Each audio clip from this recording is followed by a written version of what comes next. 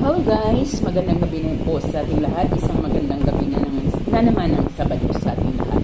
So guys, ngayon ay isang panibagong video na naman ang ating ituturo sa inyo. Ito ay para sa ating mga anak, para sa ating asawa, para sa ating kamag-anak, or sa ating pamangkin, or sino mang tao na alam mong sobrang katigas ng ulo at hindi nakikinig. Yung talagang parang sila na ang nasusunod, parang hindi na tayo pinapakinggan. So ito po ay isang napakabisang gawin. Basta ang importante po lamang dito, lagi natin sinasabi na kailangan natin itong samahan ng buong porsyentong 100% paniniwala at ating dedikasyon. Siyempre, sasamahan din natin ito ng panalangin.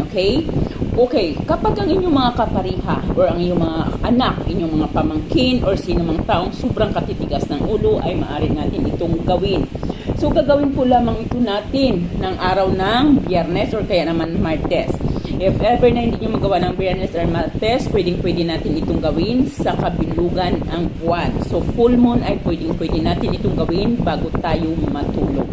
Wala po tayong kailangan ditong iba kundi ang pulang ballpen, pula or itim na ballpen at ang ating mga talampakan. Okay? Pula or itim na ballpen at ang ating mga talampakan. So kapag handa na tayo, syempre lagi natin inihahanda ang ating sarili. Paano ba inihahanda? Yung nakafocus tayo sa ating gagawin, tiyakin natin na walang distraction habang ginagawa natin ito. Tiyakin natin na talagang walang sinumang maaaring makagambala sa atin. Okay? So bago tayo matulog, kunuhanin mo ang iyong ballpen, red or black. Tapos ito po lamang ang ating gagawin. So mag-concentrate tayo at muli kailangan tahimik na lugar at walang sinumang nakagambala sa inyo. So maaari tayong humarap kapag may buwan, maaari tayong humarap sa buwan. Kung wala naman po, nakatingin lang po tayo dapat sa labas. So ito sa taas.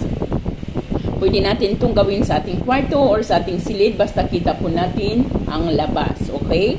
So ito po, kuhanin mo po ang ballpen, ang pulang ballpen or ang itim na ballpen, andin dito sa iyong mga talampakan. So if ever ito yung aking mga paa, kunwari ito yung aking mga paa, isulat mo sa magkabilang paa mo ang kompletong pangalan ng ating patutungkulan sa ating gagawin. So kompletong pangalan, mas mainam kung alam natin ang kanilang kapanganakan ay isama mo na rin. Isang beses lamang dito, isang beses lamang dito.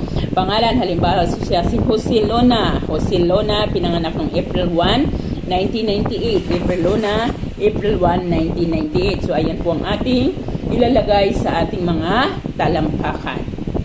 Kapag nailagay na natin ito sa ating talampakan, ay una mong ipadyak ang kaliwa mong paa. So ipadyak ang kaliwang paa, bigkasin ang kanyang pangalan at sabihin mo, simula sa araw na ito, ikaw ay makikinig na sa akin, makikinig sa aking lahat ng sasabihin, susundin mo ang anumang sasabihin ko. Kabila naman, so natapos na tayo ng kaliwa, kanan naman, ganun ulit, bigkasin ang kanyang pangalan at ang ating intensyon. Ikaw ay makikinig sa akin, papakinggan mo lahat ang sasabihin ko. And then, kaliwa ulit, kanan ulit, kaliwa ulit, tatlong beses, kaliwa't kanan, 3 beses. So parang 6 na beses mo ito kasi isa sa kaliwa, isa sa kanan, isa sa kaliwa, isa sa kanan, isa sa kaliwa, isa sa kanan. So yan po lamang. 3 beses yan. So, pagkatapos ng kaliwa, kanan naman. Pagkatapos ng kanan, kaliwa, kasabay ng pagbigkas ng kanyang pangalan at ang iyong intensyon.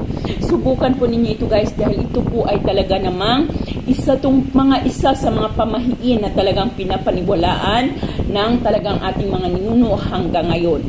If ever na sa anak ninyo ito, sabihin, ma'am, pwede ba ito sa anak namin? 3 yung anak ko na matitigas ang ulo. Pwede po, pero bawat gabi. Halimbawa, ngayong gabi, gagawin mo ito sa isang anak mo. Sa susunod na gabi, gagawin mo ito sa isang anak mo naman. At sa pangatlong gabi, sa anak mo naman. Pero kapag sa inyong asawa or sa inyong mga karelasyon, 1 beses mo lamang itong dapat na gagawin. Muli, gagawin natin ito na may kasamang pananampalataya, may kasamang buong paniniwala at gagawin po lamang ng araw ng Martes or kaya naman ay Biyernes, lalong-lalo na kapag ito ay ginawa ninyo sa inyong mga karelasyon. Ayan po lamang guys, maraming salamat at magandang gabi sa ating lahat.